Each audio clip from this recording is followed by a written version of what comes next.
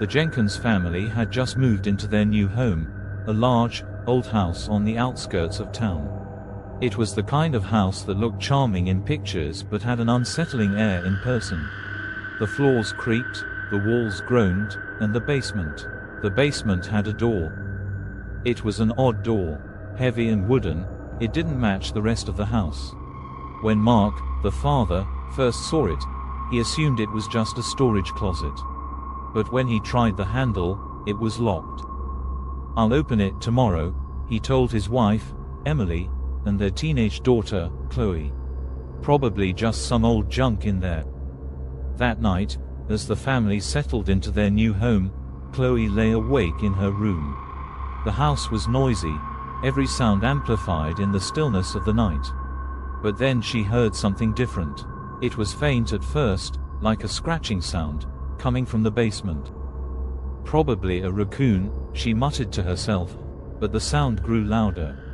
It wasn't scratching anymore, it was thudding. The next morning, Mark grabbed a crowbar and went to the basement. Emily and Chloe stood at the top of the stairs, watching nervously as he worked to pry the door open. "Maybe we should just leave it," Emily suggested.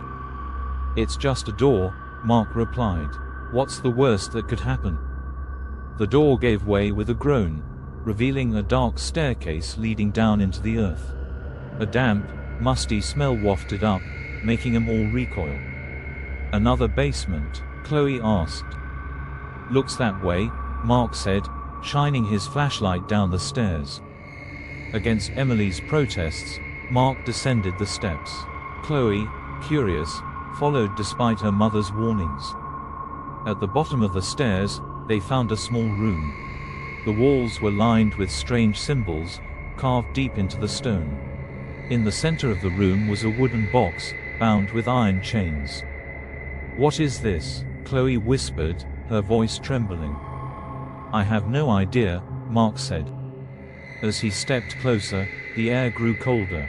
His flashlight flickered. "Dad, we should go," Chloe said, backing away. But Mark couldn't resist. He reached for the box, his curiosity outweighing his fear. As soon as his hand touched it, the room shook violently. The symbols on the walls began to glow a deep, menacing red.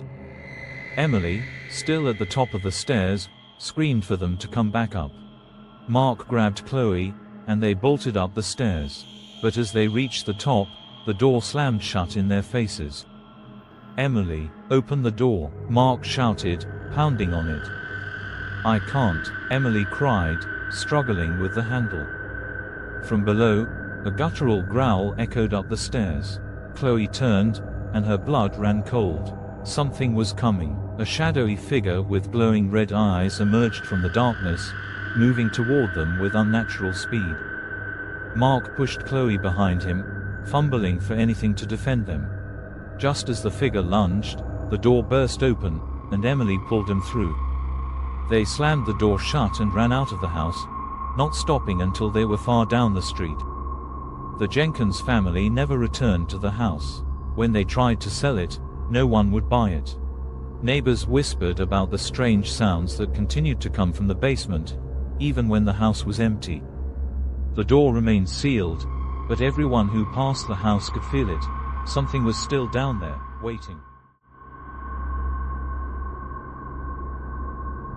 Amelia was thrilled to finally move into her dream apartment.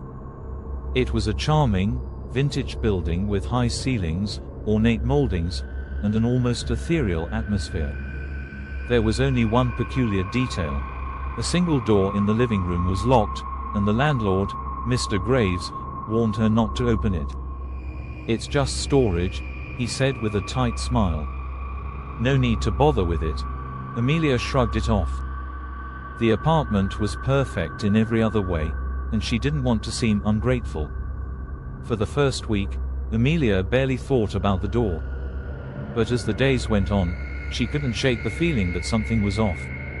At night, faint tapping sounds seemed to come from behind it, like soft knuckles rapping against the wood. One evening, she put her ear to the door and swore she heard whispering. "Hello?" she called out, her voice trembling. The sound stopped immediately, and silence enveloped the apartment. Amelia tried to ignore it, but curiosity gnawed at her. While cleaning the apartment, Amelia stumbled upon an old, tarnished key hidden in the back of a drawer. Her heart raced as she realized it might fit the locked door. She hesitated, remembering Mr. Graves' warning. But the tapping and whispers had become unbearable. She had to know what was behind that door. That night, with the key in hand, Amelia approached the door. Her hands shook as she inserted the key and turned it. The lock clicked open with a groan, and the door creaked as it swung inward. Inside was a small, dimly lit room. At first glance, it appeared empty, but the air was thick and heavy, making it hard to breathe. The walls were covered in strange symbols, scrawled in what looked like dried, dark stains. In the center of the room was an antique wooden chair. It faced the wall, and on its surface were deep claw marks. As Amelia stepped inside, the temperature plummeted. Her breath formed misty clouds in the air, and she suddenly felt an overwhelming sense of being watched. "Who's there?" she whispered, her voice barely audible. The door slammed shut behind her. She spun around, yanking on the handle, but it wouldn't budge. A low, guttural growl filled the room, and shadows began to twist and writhe on the walls, forming the shape of a figure. "You shouldn't have opened the door," a voice hissed. Amelia screamed as the shadows surged toward her. Days later, Mr. Graves entered the apartment after hearing complaints of strange noises. The place was empty, but the locked door was ajar. Inside the room, he found the chair, now overturned, and Amelia's necklace lying on the floor. Another tenant would move in eventually. And like the others before them, they'd be told one simple rule: don't open the locked door. Права работала, прикопала. Ай, сектор по лицу, ой, сектор по лесу.